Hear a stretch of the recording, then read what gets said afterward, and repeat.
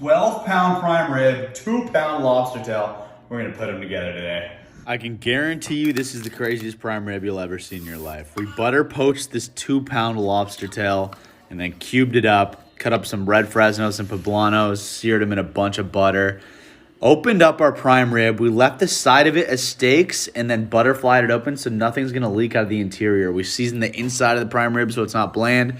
And then the lobster, the peppers, the parsley, and then wrapped it back up. Prime rib rub on there. And some brown sugar bacon butter onto the Traeger at 225 until it hits about 125 internal. It started dumping snow. And I really have no words. This was one of the greatest prime ribs I've ever made in my life. Actually, the greatest I've ever made. We drizzled a little more butter on there. Let's go, baby. Let me know what you guys want to see next. It's one of the best things I've ever made. A5 Wagyu. Today I'm going to tell you if I think it's worth the insanely high price tag, which I'll share at the end. Now let's go! So when you rub your finger along this meat, the heat from your body literally melts the fat. I'm going to take off this little triangle right here.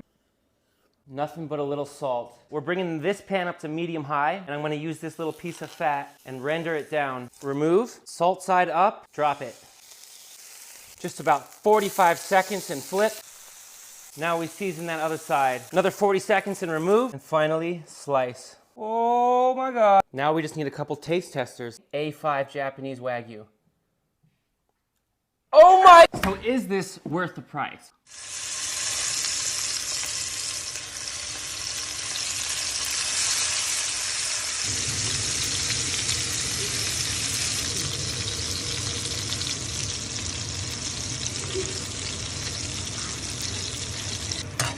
Star chef was using sparkling water to tenderize his steaks. I was like, there's no way that this works. So I went ahead and tried it. Using $1 steaks, I submerged it in sparkling water. And I'm telling you, this is weird. But then I went ahead and cooked it on the grill. And if you know me, you know I like a crust. Once that was done, the only thing left to do was to try it and see if it works.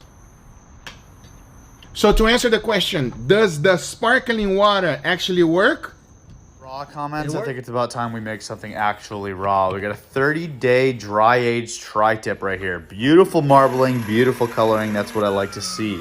We're gonna grind this meat up and then go ahead and throw some egg yolks in there, Dijon, salt, capers, pepper. Oil. Yes, we're making a steak tartare burger. Mix it up, add some lemon, the juiciest lemon you've ever seen. Throw it between 2 crispy tortillas and enjoy. Like and follow.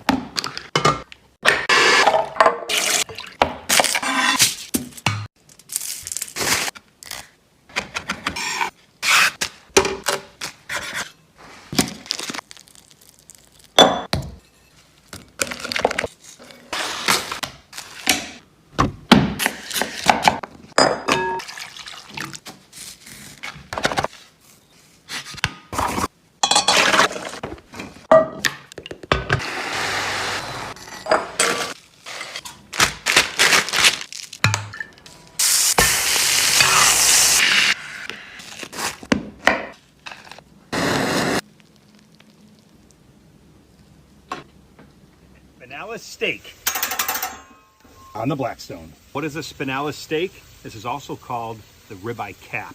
It is the most tender, most flavorful part of the ribeye. Baking up the griddle. Grill some onions. I'm gonna add a little Worcestershire to these and some steak seasoning. All I'm gonna do is season this with some salt and pepper. All right, we're gonna move the onions over and we're gonna put the spinalis on for about 2 minutes aside. Took a total of about 5 minutes. We're gonna tent it. We've got some Texas toast. We're gonna put bacon up on one side. Put these on the grill. 2 pieces of provolone on each side. Cover them up. Let's cut into this. Oh man, check this out. Oh, wow. Are you kidding me? Done perfectly. We've got our grilled Texas toast. We're gonna add some onions and add the spinalis. Check this out. Look at this.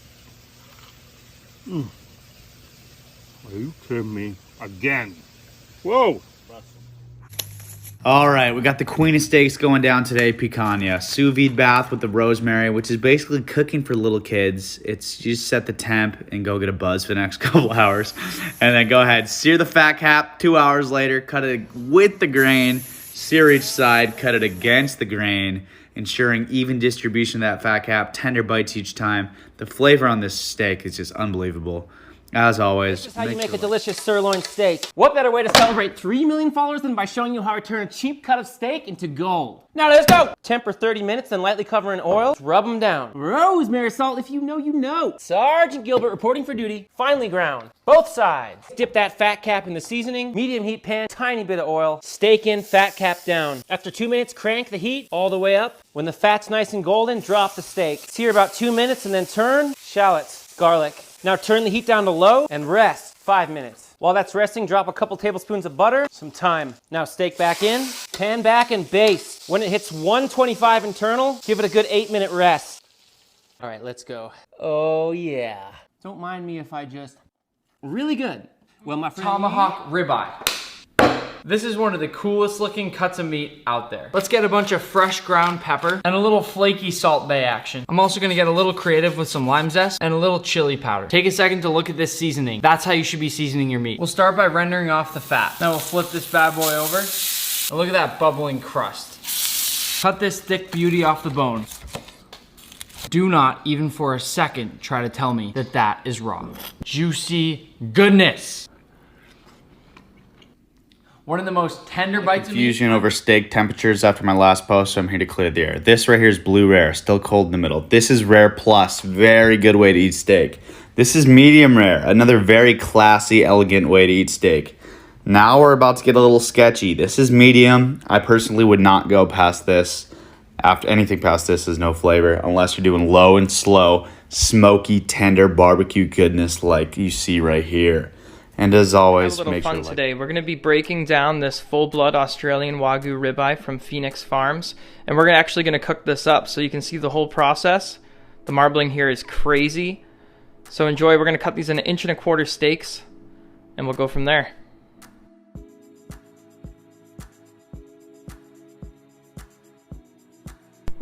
Okay, the cutting's done. It's time to pick two to cook up at home. I'm grabbing these two here. Huge rib caps, they're on the shoulder side of the ribeye. We're going to be seasoning this with our house dry rub. We call it the rub. We're also going to be making a compound butter for this as well. Go to the garden, I'm grabbing thyme, chives, and rosemary. We're going to chop that up and add it to a half stick of butter. Get it all melted down.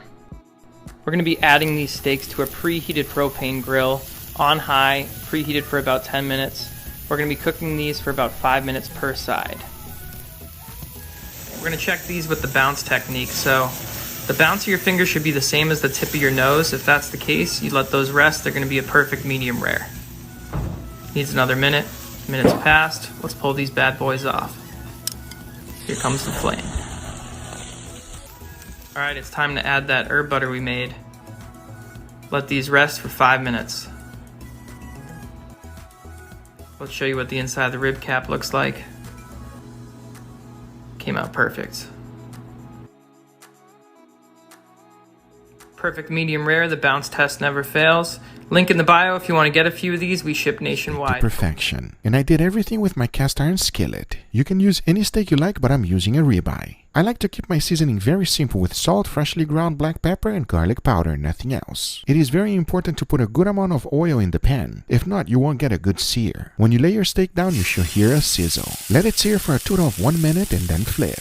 Now you take a look at that. It looks like it's almost ready, but it's not. After flipping it, I like to throw in some butter. You want to baste the steak for about 1 minute. Notice that my butter is not burning. If your butter starts getting golden brown, that's a good thing. But if it's black, something went terribly wrong. For a 1 inch steak like this, you want to cook it for 4 minutes total. That should give you a perfect medium rare in the middle, which is 135 degrees Fahrenheit. Because once you are done, you have results like this. Now that is a medium rare Grilled steak. flank steak platter on the Blackstone, Arizona edition. I pounded out a 2-pound flank steak. We're gonna start with the marinade. 1/3 cup extra virgin olive oil, tablespoon minced garlic, 2 tablespoons red wine vinegar, 1/3 cup soy sauce, and 1/3 cup honey from the Sonoran Desert of Arizona. And we're gonna pour all this delicious marinade over the flank steak, and we're gonna marinate it in the fridge for about 2 hours. Now I'm gonna make the herb sauce. 1 cup plain Greek yogurt, tablespoon minced garlic, the juice of 1 lemon. We're gonna loosely chop up a cup of basil and fresh dill, salt and pepper. We're gonna add all of this mixture into a blender or food processor, whatever you have. Mix it all up. 5 ears of corn on the grill. Get them charred. Add the flank steak. We're gonna go about 5 to 6 minutes per side. You want a nice char on there. All right, we're gonna flip it. That is not burnt. That is the honey and soy. You want a crust on this meat. Done about 4.5 minutes each side. Remove the meat, get a nice char on the corn, and remove it. We're gonna cut up and slice 2 avocados. Cut up some green onions. We're gonna cut the corn off the cob. You're gonna wanna cut this against the grain. The grain's going this way. Check this out. Medium. Add the corn to a serving bowl. Next, go to the sliced avocados. 1 cup of feta cheese. Now we're gonna lay the flank steak on top of the feta. The green onions. Then drizzle the herb sauce on top. You kidding me?